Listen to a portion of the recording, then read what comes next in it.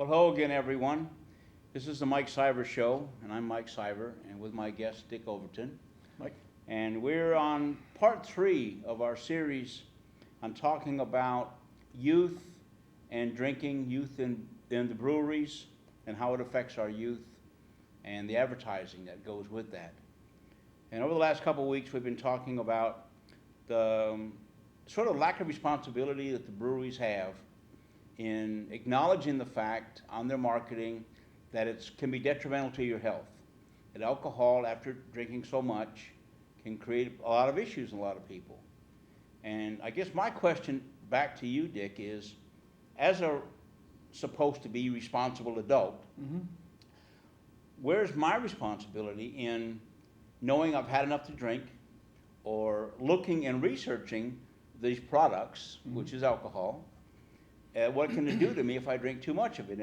And how do I reconcile blaming the brewery or blaming the manufacturer of that product for my actions and my responsibility? It's a good question, and in fact, it's the premise that the industry lives on.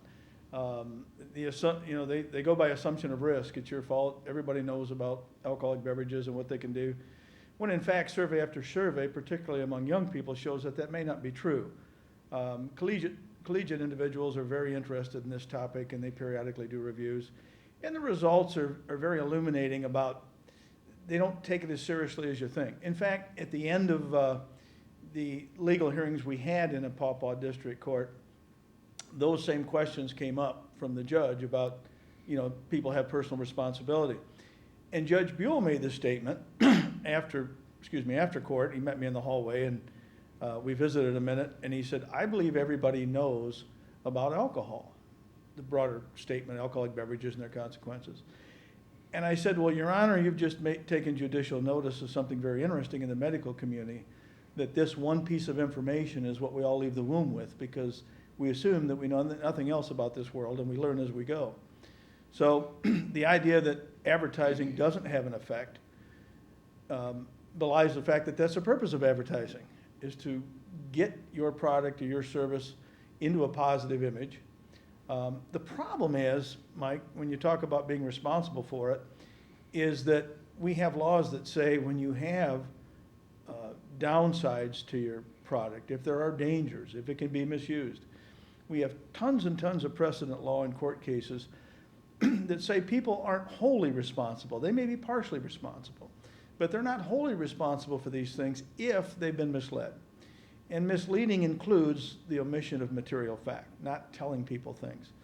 There was a case in Pennsylvania I looked at, and I remember the phrase, when I was preparing for court, hoping we'd go to trial, there was a product liability case, and the phrase came up in court, glorifying beyond reality. In other words, come on, that's just not true.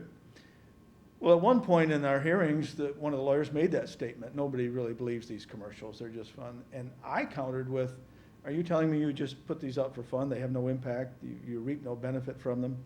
So the idea of personal responsibility certainly is there. But what goes with that is that people can only be responsible for the things that happen to them when they really do them.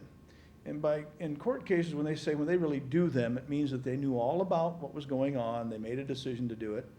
Here you're talking about a product that if you open up a standard textbook, it'll tell you that it has, for lack of a better phrase, behavior deviant properties. It can change your personality. It removes inhibitions.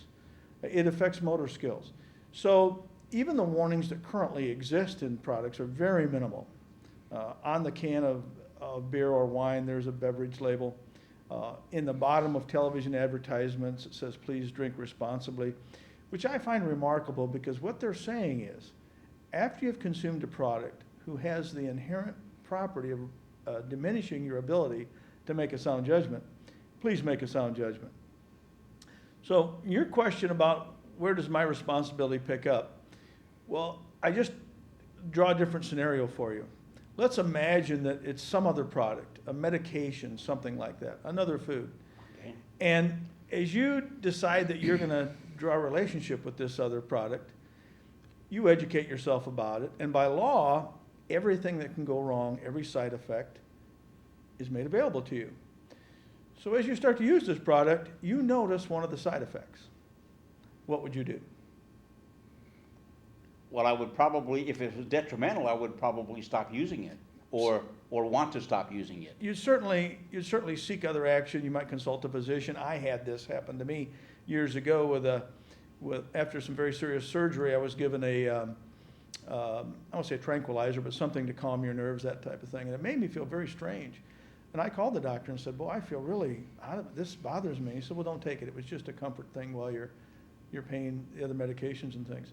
So you made my point in a way, is that you'd feel very comfortable in stopping using it or questioning it, any more than if you've been to places, I'm sure, where someone says, would you like this on your food? Would you like some cheese? Or people say I'm lactose intolerant. When we organized a gathering, some of the people responded that they were gluten-free, they had a gluten allergy. So when people know about these things, they simply make an adjustment. What you didn't say, Mike, and the people don't do, is question your worth, your maturity, your social ability. True. Okay, you just said, Yeah. this may be a product I can't use. It's like when someone said, would you like spaghetti? It gives me, internal trouble. I can't, okay, fine, would you like something else? Well, my point was, if alcoholic beverages were marketed the same way, you in fact would be more responsible for the things that happen, but you'd also be in a frame of mind to say, if you had something negative happen, or you noticed something about you, you'd say, boy, I acted really different, I didn't like the way I felt. The next time it came around and someone offered you a drink, you'd say, I don't drink well, that doesn't sit with me, I'm not comfortable with it. When I quit drinking years ago, I never got on a crusade about it. I, in fact, just stopped, and that was it. Most people didn't make any fuss over it. They'd say, you want a drink? And that's what do you have? When they got to the Coke and Pepsi, I'd take one. A couple of friends of mine did ask me, why did you quit drinking? I said, in my sense of fair play, I thought I'd stop and let the rest of you catch up. So, I found ways about it. Yep. But at that point, I had been, I was raising a family, I had a college education, I was a Vietnam veteran, I had spent a couple of years in the state police. I didn't have the inclination to question my maturity and worth. I just said, this is a product I can't use. So this is really what I'm sort of after when I talk about the advertising. But the problem with it, again, it does draw a legal relationship in that without this information, without making people feel comfortable about this, without advising them that maybe this product isn't for you, it is unlawful to expect someone to accept the responsibility fully. They may be partially. We have shared responsibility in lawsuits. We have degrees of culpability and negligence. But certainly when you talk about responsibility, corporations and business entities are viewed as individuals in court. Someone with a heartbeat and two shoes and a briefcase walks up, but they're representing an entity, be it Anheuser-Busch, be it Coors, someone else. So the court looks at them, and we place the same responsibilities on that entity as we do the individual.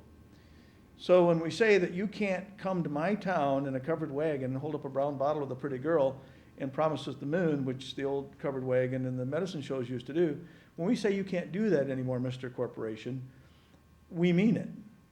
Again, the exception is we haven't put those things on the alcoholic beverage industry.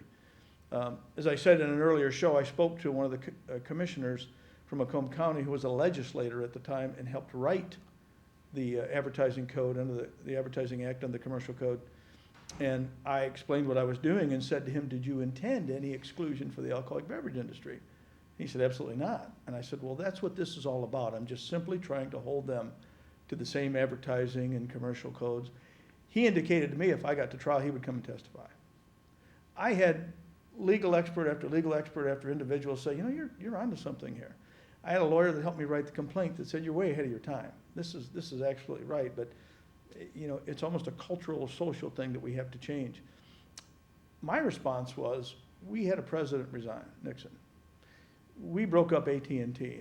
In this country, I thought no individual or corporate individual was above the law. You either play by the rules, and in the case of advertising and marketing, you're not entitled to the revenue that you get with that misrepresentation and that type of thing. So this is what I've been after. In fact, I started this, I think I mentioned, many, many years ago. And I look back, and I think the first time there was an article about this written was in the Kalamazoo Gazette in about 1988.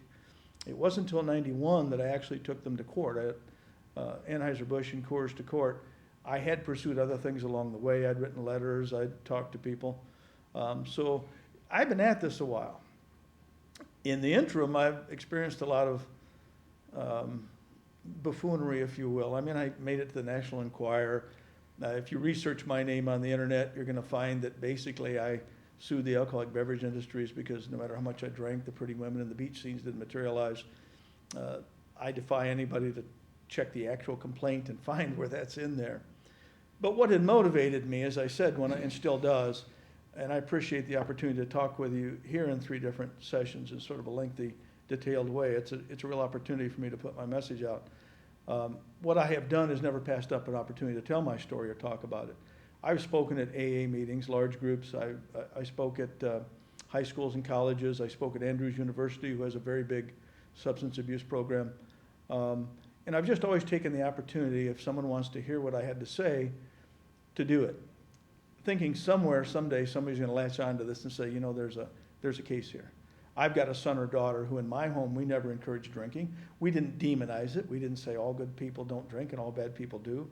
We didn't say that alcoholic beverages were demon rum and an instrument of the devil. But it's nothing we ever encouraged them to do, and we told them as a youthful person not to get involved in it, and yet they have. And their life's been devastated. They're out of college. They've lost their license, that type of thing. So who countered this parental influence? Where did they get this other idea that it's okay and fun? Well, you have to look to the way the industry markets their products. And I go back to many things. We've all had personal things, of friends we know that have died, that type of thing.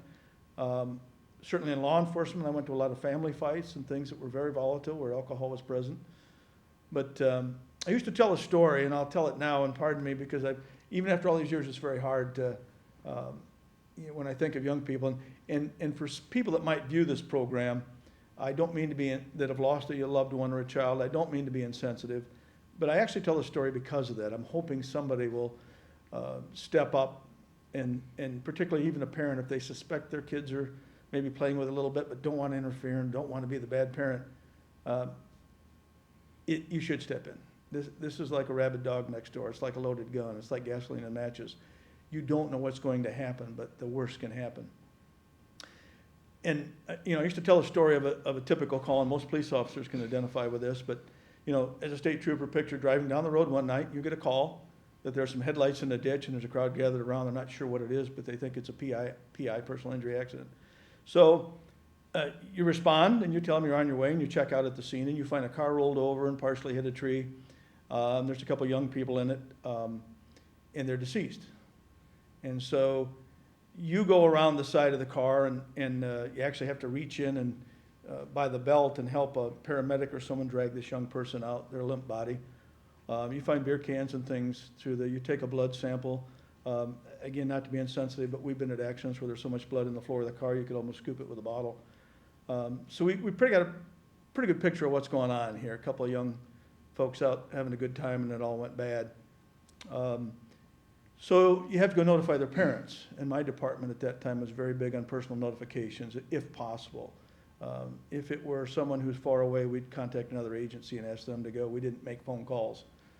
So you pull the driver's license out of the individual's wallet, and you write in the report that you've taken some of their personal effects so that there's no worry about where it was at. And the individuals are taken away in an ambulance or a hearse or something. And then you go to the address on the driver's license, and you maybe pull across the street. And you might quick shine a light on the license plate in the car, and you'll run the license plate. The reason you do that is because these young people are notorious for getting false IDs. And it's 11:30 or midnight, and you don't want to go up and knock on the door of the wrong house and scare the heck out of people, because turning on your porch light with a state trooper standing on the porch is not a pleasant experience. So you run the plate, and sure enough, it comes back to the same last name and same address. And you sit there a minute, and your partner knows exactly what you're doing, because it's sort of like, who did this last time? Well, you did. It's okay, it's my turn. But he's not going to rush you. You just wait, So you pull in the driveway, and you walk up and you knock on the door, and a porch light comes on, and Mom comes to the door. And she pulls the curtain back, and she looks at you and immediately steps back. And you can almost hear her gasp for a while. And she calls for her husband, who's in the next room, watching television. You can see the light. And you hear him come, and you can hear them on the other side of the door talking, and he's going, just calm down, just let me. So he opens the door, and you greet him, and you say, Mr. Johnson, Mr. Jones, whoever. Can I visit with you a minute? And he says, is this about Bobby or Tim or whoever? I said, yes, sir, I'd like to talk to you. He said, just tell me right now, what is, well, said, sir, we were called to an accident this evening, and you go into it, and is this your son's driver's license? I said, yes, sir. Well, I'm sorry to inform you that your son was killed in an accident a few minutes. The father fell down and had a heart attack. The mother is behind you crying and throwing up on the floor. One of the little brothers or sisters is at the top of the stairs crying for their, where's Bobby, where's Timmy, what's going on? So you have another emergency situation here. And it occurs to you this all was because some kid thought that this is what you do, this is a rite of passage. This is what you do, and you go out and have fun, and you drink, and you get crazy, and that type of thing. And it's reinforced in movies, and from Porky's to American Pie to whatever, this is what you do. And we keep picking up the bodies and going to the funerals. And my point was, through this whole process, is we have forgotten that this isn't a religion, it's not a child, this is a for-profit industry. An industry that was so troublesome at one time that it was outlawed. That didn't work, and I'm not a prohibitionist. So here we are with a huge problem. And one piece of it, as I said, is certainly parental discretion and judgment and that type of thing. But it's also what we're telling our kids is fun and what they should do. And I go back to the marketing individual I talked to years ago when I was preparing for what I hoped would be a trial. And he made the comment to me, and when I asked him, do you really think they're marketing to young people and that they're having an effect and that type of thing? And this marketing, advertising executive said, look, we advertise to young people on everything. It's called branding. It's impression. You can't wait till someone's a consumer to have your product his favorite brand. So, of course, they advertise to young people. And I asked him, I said, you think that this is a real piece of the pie? It's having an impact. And I remember he asked me, he said, well, let me ask you this. He said, do more young people drive illegally or drink illegally? And I said, well, I would imagine drink illegally. He said, that's right, because the auto companies could never advertise the thrill and the advantage of driving the way alcoholic beverage companies do. So it's a problem. And my thought on the whole thing is if we just get back to where we make them play by the rules, we kind of tone it down a little bit and say, this is great, there's a lot of good beverages, but if you're one of that 10 to 14% of the population who, this is incompatible with you, it doesn't go, don't wind up in AA, don't ruin your life, don't alienate your family, just say, I can't use that. You and I had talked off to the side about the idea of alcoholism, and I mentioned that I ran into a clinician, a very intelligent genetics expert, who we had a conversation that it's pure theory and it's sort of semantics. Is there really such a thing as alcoholism? And he drew the idea of, well, I keep hitting you on the hand with a hammer, you're going to bruise. And are you a bruiseaholic? If I stop hitting you on the hand with the hammer, what happens? Well, you don't bruise anymore. So are you really diseased or not? So if you've got the introduction of alcohol into your system and it's causing a lot of problems, keep in mind we don't have any gears or wires or anything that are going to rattle smoke. The symptoms are dependency. The symptoms are mood altering. The symptoms are anger. And again, a product that if overconsumed in one sitting can be fatal. We hear about that tragically every now and then. So this product fits every definition of something that's what the law calls inherently dangerous, can't be made safe, like chainsaws, gasoline. So there's certain ways you bring it to the marketplace, and there's certain things you don't do. Again, this industry has enjoyed an exemption from the whole thing. And I think we pay a terrible price for it. Well, part of what brought my attention is our conversations we've been having. Right. But we talked about it on the way over here today, was this new thing that's going around about parents hosting, social hosting. Right. And there's actually laws in the states about social hosting. Right. I didn't realize that. And I was on this, I think it was CBS News this morning, where parents are now signing contracts or getting contracts made up to host a graduation party of teenagers, young people, for accomplishing school, for finishing school. Graduation party. As a reward, sort of. But what they're doing is they're getting the kids and the parents to sign this waiver of responsibility. Be nice. And I got really serious with that. It started to, what are we teaching the kids? As parents, well, if you can sign a responsibility away, then you can go ahead and get drunk.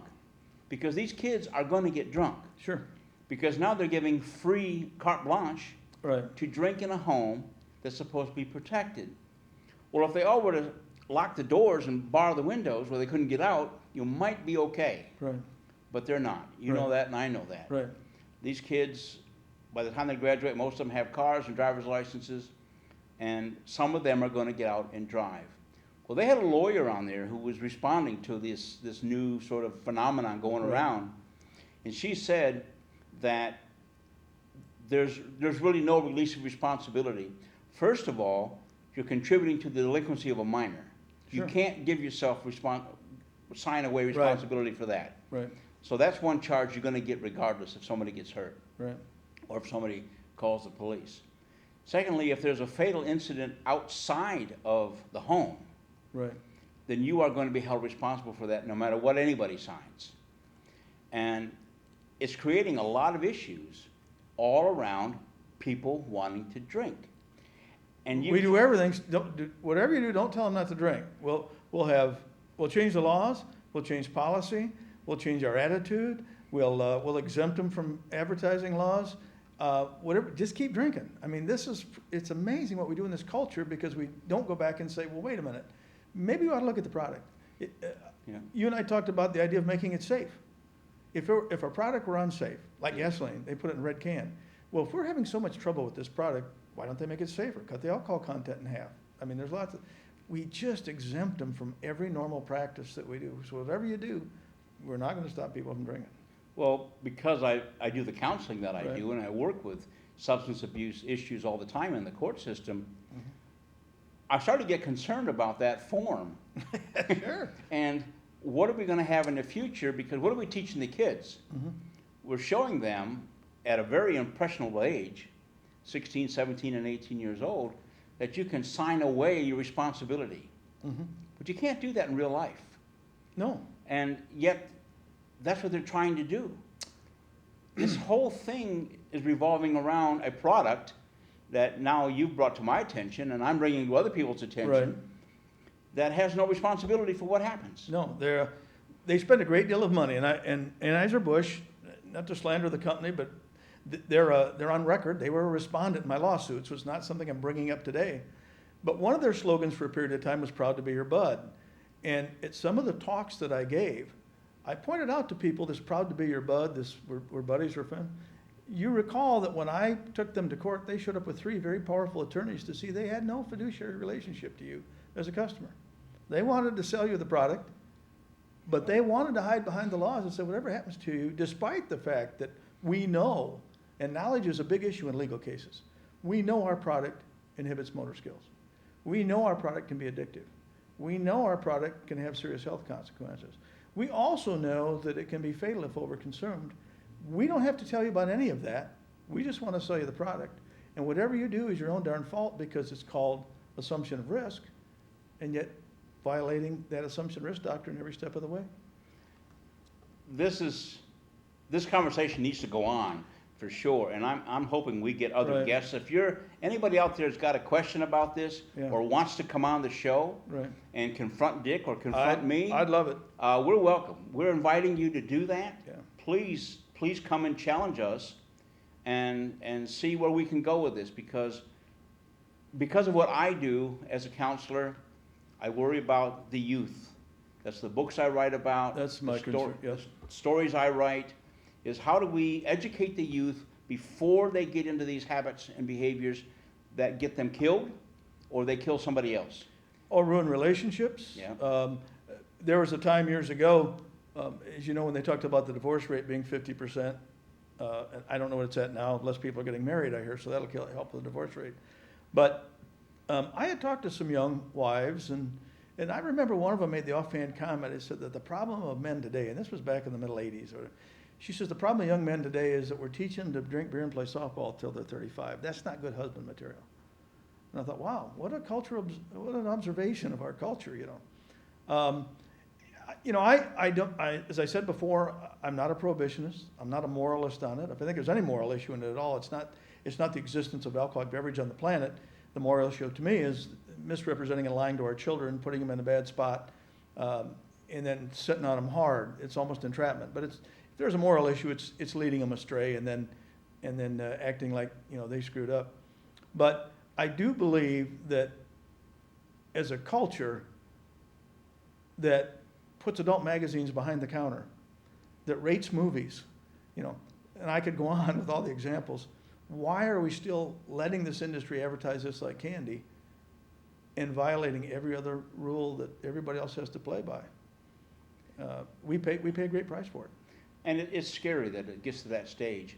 And like you, I'm a recovering addict and alcoholic, so I did my fair share. Yeah. And learn, but I didn't wake up like you woke up. The judge had to wake me up. And There's no saint like a reform center, yeah. and he did it very abruptly. Yeah. So we're okay with that. Yeah. I finally realized where I was headed and what was going on and the damage that I'd done. I'm also not a prohibitionist at all. Right. As a matter of fact, I envy or get jealous of a real social drinker. Yeah, it's like, but it's the same way that why can they sit out in the sun and get tan and I burn? Yep. That's the way it is, so I don't sit out in the sun. If I can't drink, I don't drink. But, I've often told the story to people how I quit drinking. Actually, I was out celebrating my daughter's birth with a friend of mine who had a child that was born 3 weeks later, and we agreed we'd wait until then. Well, I went out and celebrated, but I came home real late, and with a 3-week-old child in the crib, my wife met me. We had quite a discussion, if you know what I mean. Yep.